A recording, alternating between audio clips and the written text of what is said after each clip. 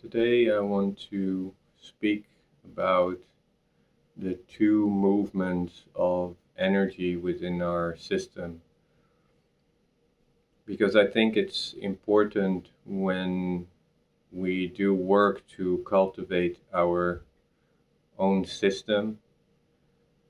And also, I want to get into how this manifests within practices like breathwork because breathwork is getting very popular or is very popular nowadays, but often we only have a limited perspective, and many people don't have the understanding yet to fully discern which methods do what to our system and what is actually appropriate for them to practice. And I have had to learn this through my own personal experience. Um, so there's definitely merit in the fact of exploring these practices and exploring many different practices to actually understand and feel on a deeper level what it does to your system. But in terms of these two main movements of energy, it's important because we live in a world of duality and there's polarities in this reality that we can perceive. So when we start engaging with these polarities, it's very important to find a balance between them, because if we get fixated on one polarity, we create obviously imbalance. The tricky thing is that when we are already imbalanced towards a certain extreme or a certain polarity, then the other polarity can bring balance if it's used to get us away and get us back into the center. But after a while, of course, when we are back to that center, if we continue with the polarity that we were exploring to bring balance to our system, now we're getting imbalanced into the other direction. So, how this manifests in breathwork and breathing practices is roughly, I would categorize every technique or practice into two different camps. One camp is mainly about breath control, and it's about slowing down the breath, lengthening the breath, reducing the size of our breathing, and also working with rhythm. So a lot of the more pranayama type methods where it's about rhythm and control of breathing, those I would consider falling in the category of breath control. Then the other category I would personally call something like breath liberation.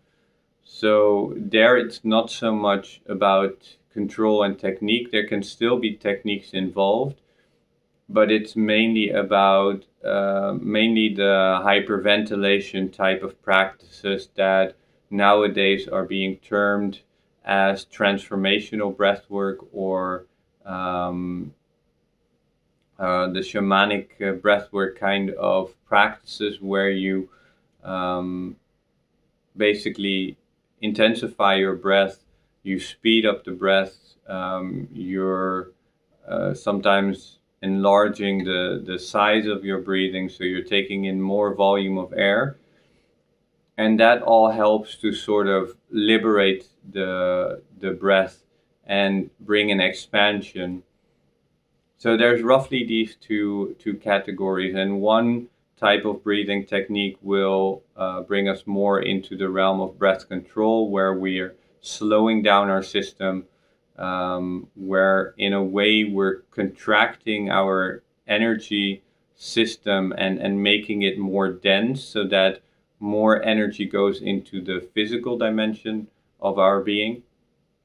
And the other one is the breath liberation, where now there is an expansion of energy that basically makes our energy a bit more lighter, and it brings energy away from the physical dimension and more to the higher spiritual aspects of our being.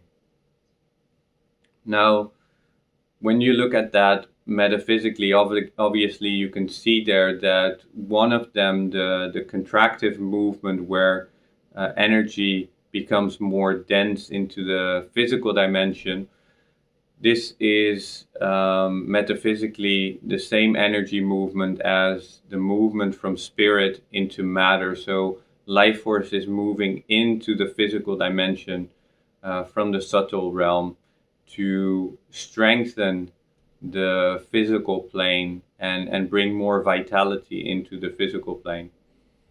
Then the other one is obviously the opposite movement, which is a movement from matter to spirit, where energy now moves from the material plane, the physical plane, back up to the higher dimensions of spirit. And this is why many of the ancient cultures, like the shamanic cultures with their shamanic breathwork, use this type of breathwork to basically connect to spirit, to get visions and insights and bring those into the physical plane. And then obviously it's up to us to actually manifest and create those visions within the material plane. Now, balance is important, and also an understanding that especially the more intensified breathing practices, where we are connecting upwards and we're basically expanding our energy system, this is quite taxing for our system. And like I said, it moves energy away from the physical plane. So if we focus too heavily on those type of practices, we actually end up depleting our vitality and our life force. And you can see this when you look at the science behind breathing, and when you look at a lot of science that is being revealed nowadays about hyperventilation practices and how it depletes the mineral stores of the body, and it depletes also the mineral stores through our kidneys, something also that the Taoists refer to a lot, the importance of the kidneys with regards to our vitality and our life force. So focusing heavily on those type of practices will actually literally, like I said, take energy from the physical plane and bring it up to the more subtle planes.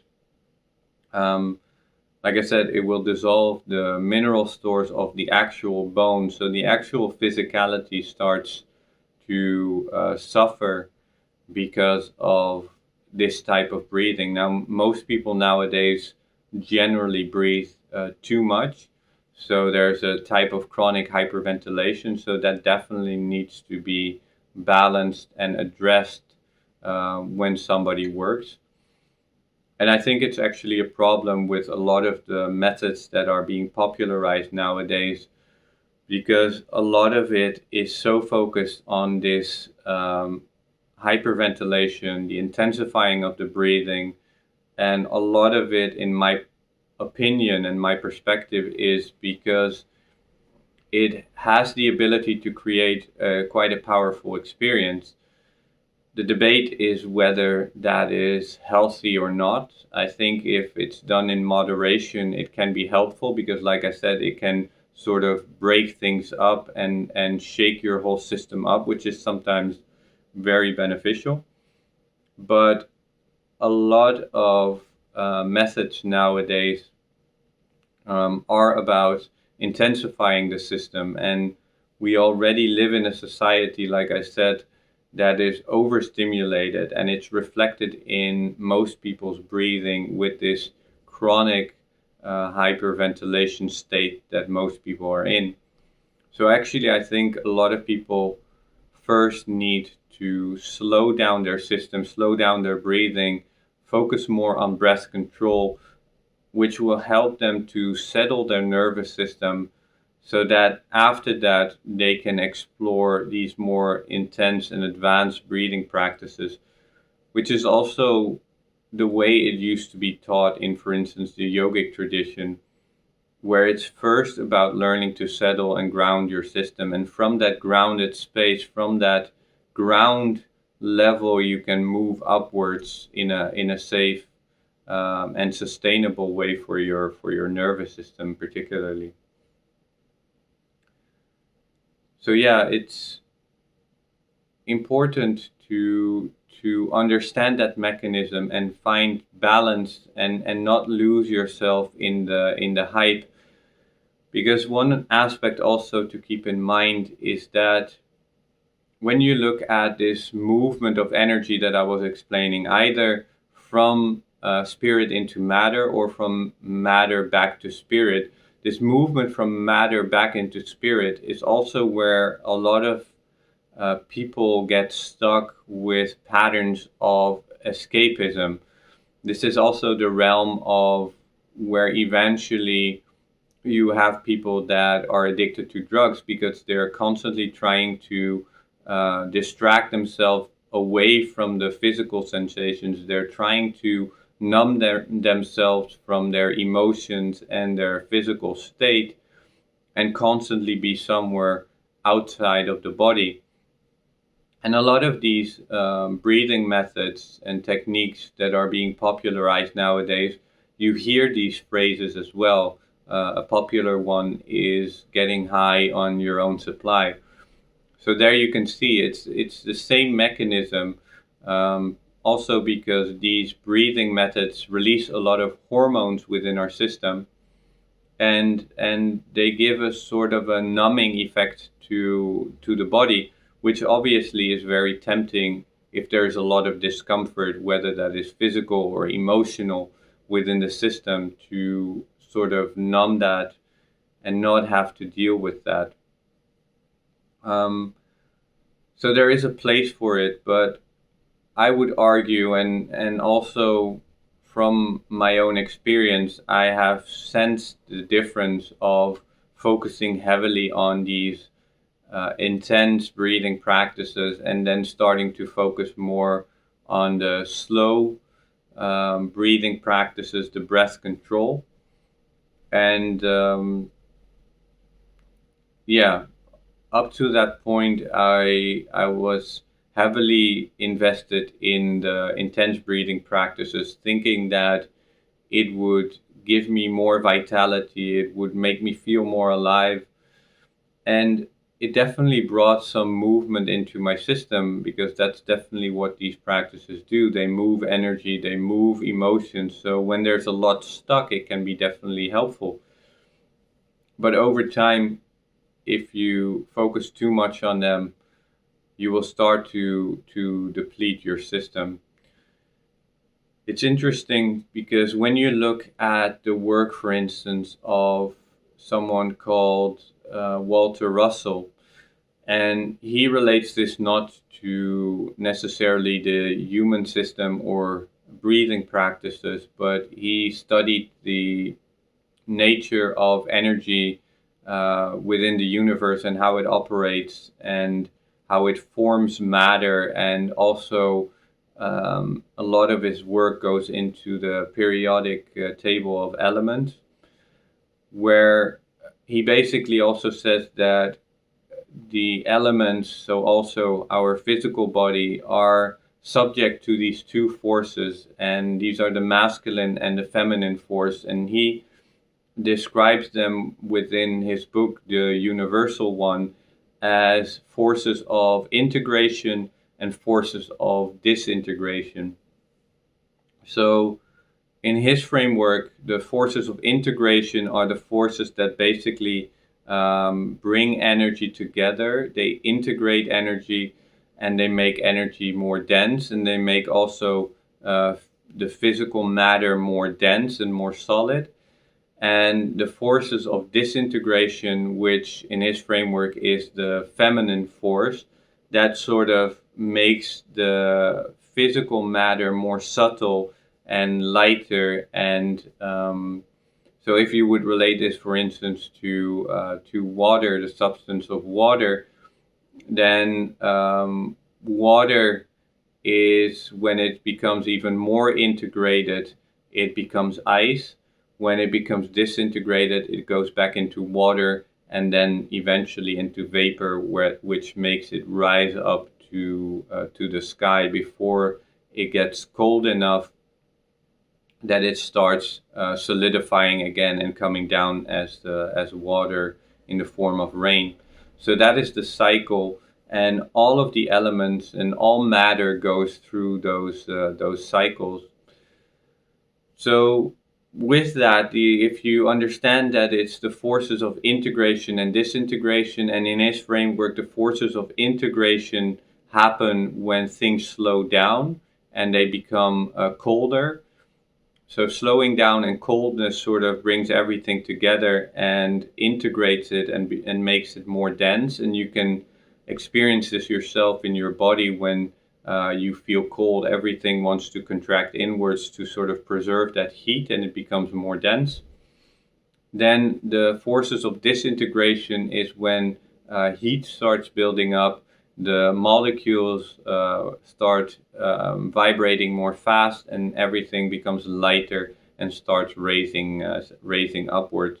So that's the natural circulation of energy. But also you can see with the forces of disintegration, it's an expansion which brings a lot of lightness and opens us up to possibilities. But if we go too far, then we basically become boundaryless, and we have a hard time sensing ourselves or experiencing a grounded sense of self, because we're so expanded that we literally don't know where our boundaries are. So yeah, it's an important one to think about, and especially if you're exploring work with your nervous system, with your energy, with the breath, with breath work. It's important to understand, because everyone will be on a certain spectrum along these polarities, and I don't think we'll ever be like in full balance, even though you could argue that according to the ancient traditions, there is a state where we become so balanced that we're not affected by these polarities. But when we explore these polarities, it's always important to explore both sides and be aware of where sort of you are on that spectrum, so that you don't, in the long run, create a lot of imbalance, and with that maybe even damage within your system. Because our nervous system, our energy system, is quite delicate, so it's good to be aware, be careful, have discernment, and create as much balance as you can within your system without becoming afraid of exploration. Because like I said in the beginning, exploration is very valuable. It allows us to learn. But yeah, being aware of the risks is always an important aspect.